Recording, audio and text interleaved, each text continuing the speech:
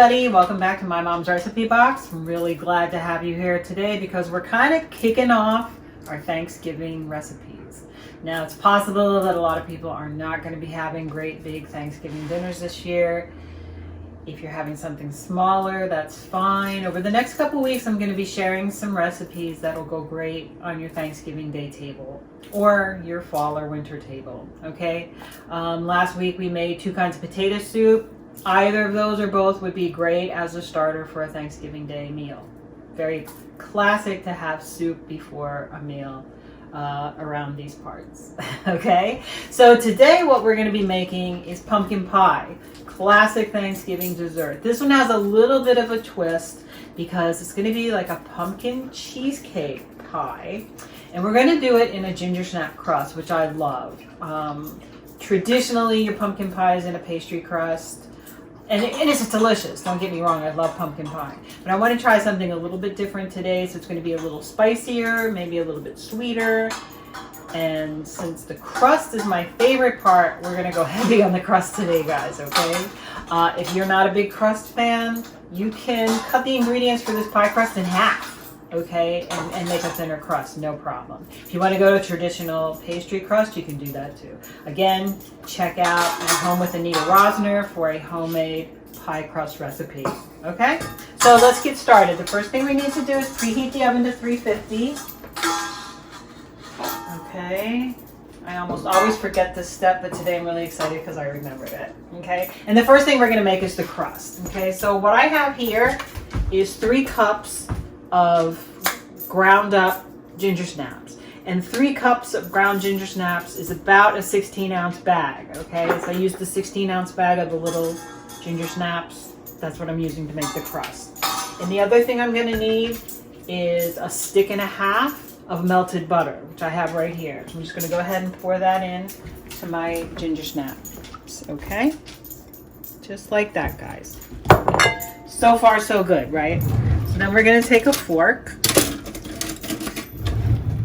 my husband's favorite fork, and we're going to mix up the ginger snaps and the butter. Okay, just like that. So you're going to get this sort of crumbly, not battery at all. This is going to be much drier than wet. Okay, everybody.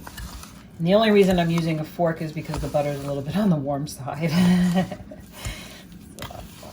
Do not want to burn ourselves when we're trying to make a delicious dessert for our family and friends, or if you're isolating, a delicious dessert for yourself. Okay, so once we get these all incorporated, the butter and the ginger snaps, and they smell good, you're just going to dump them into your pie pan. Okay, just like that. Don't worry if they're not all mixed together, because they will be. Okay, so we're just going to work all that through. It's wet, but not, you know, super wet. Okay, so what we're going to do now, guys, is we are going to take our rings off, and we're going to take our bracelets off, and we are going to get in here, and we're just going to pat this crust into the pie pan. Okay, you want it on the bottom, and you also want to push it up the sides of your pan. Okay, there you go. And don't worry if it's cracked looking. Don't worry if it's crumbly in spots. It does not matter. This is a very easy and forgiving recipe. Okay, so just pat it up here. Pat it up the sides of your pie pan. Doesn't have to be fancy. This is a rustic pie, not a, overly decorated pie. Even though I had a cake decorating business when I was younger, I really am not into making the fancy baked goods. I just want to make something I can sit down and eat, okay? Okay, so we get that all patted in. Okay, just like that. And that looks good. Make sure we don't have any holes. I don't see any. Do you see any, cameraman? No? Okay, good. All right, just like that, okay? And what we're going to do is we're going to pop this in the oven for just about 10 or 15 minutes, okay? Just to kind of get it crispy and get the house smelling fabulous, okay? So So get that all patted. Okay guys, I'm gonna throw this in the oven, and when we come back, we're gonna get started on the filling, okay? See you soon. Okay guys, welcome back. The pie crust is out of the oven. It's been in there for about 15 minutes at 350. It smells good, and we're ready to do the filling. So take a look over here. Tanny, I have my ingredients lined up and ready to go in the order that I'm gonna be using them, okay? So the first thing I'm gonna do is I'm gonna take an 8-ounce block of cream cheese, put it in my mixing bowl, like so. And then I'm gonna take about a half a cup of brown sugar. And this is the brown sugar stevia mix, so you can use a little bit less because I think this is sweeter than just brown sugar, okay? We're gonna dump that in. And then we're gonna put on our paddle. And I highly recommend, guys, if you're gonna do any baking in your kitchen, get yourself a KitchenAid. If you win the lottery, KitchenAid. Okay, I've had this one for like 20 years, and it's my baby. It's my fave. Okay, so we're beating the brown sugar and the cream cheese. Just want to get it mixed together, like so.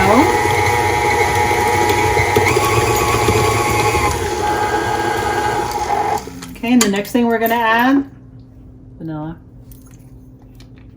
Splash. If you insist on measuring, I would say it's about a teaspoon, but I don't really know for sure. The next thing we're gonna add is a 15-ounce can of pumpkin puree. Okay guys, get the pumpkin puree, don't get the pumpkin pie mix, all right? You want the pumpkin puree. Lift up your incredibly easy head there, and we're gonna add this. Take our little spatula, make sure we don't miss any. Another good use for pumpkin we found out is an additive into our dog's dinner and breakfast. And I won't go into the gory details, but there's a lot of fiber in pumpkin. You do the math.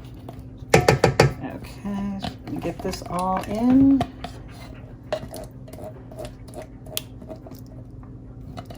Okay. Another thing that's good for your dog's digestion is a good digestive supplement. I highly recommend Navetica. And all you local peeps out there, hit up my friend Laurel and get yourself some digestive supplements for your pup. Okay, so we got the pumpkin in there. We're gonna mix that up, and we have the vanilla in there. We're gonna mix that up.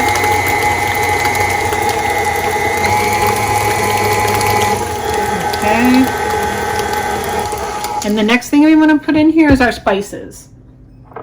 Okay, so in this little dish, I have 2 teaspoons of cinnamon, 1 teaspoon of ground ginger, 1 teaspoon of nutmeg, and I have a 1/4 teaspoon of ground clove. Go easy on the clove, guys, because it's spicy. All right, so we're gonna put all those in there. And this is what makes our pumpkin pie smell like pumpkin pie spice, you know? Okay, so we're gonna mix those in.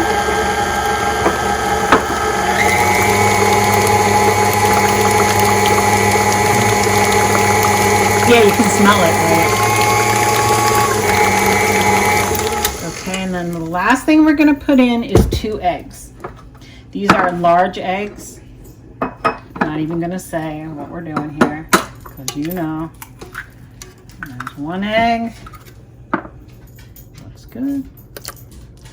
We're gonna beat that a little bit while we're getting ready to put in the other egg.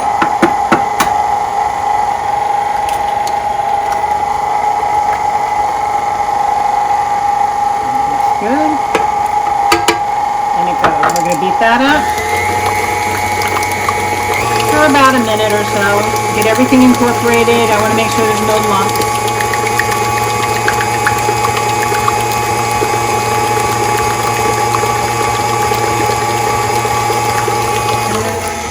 We're going to give it a scrape.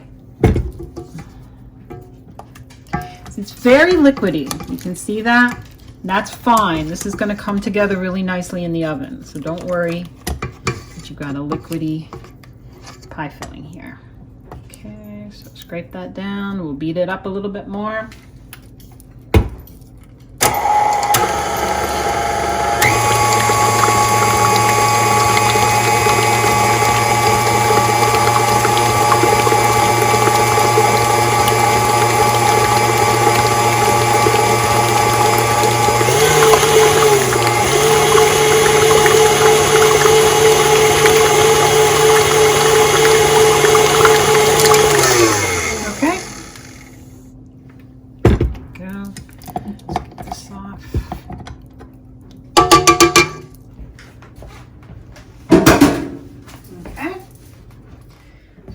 take our filling here.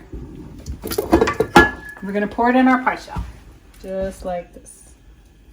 There we go. Whoa, doesn't that look nice? Got a nice color. There we go. Perfect. Okay, this is gonna go in the oven for about 50 minutes at 350 degrees. When we come back, we're gonna have pie. Come on back.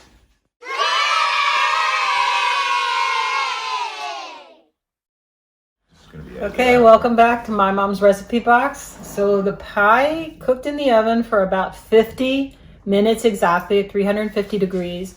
And the way you can tell when it's done is the filling is pulling away from the crust a little bit. And also, if you put a toothpick in the middle of the pie and pull it out, it should come out clean. Nothing sticking to it, okay? And that's what happened for us after 50 minutes in the oven. So now we are at the taste test part. So here we go. It smells amazing, you guys. So here we go. You ready? Cheers. Good.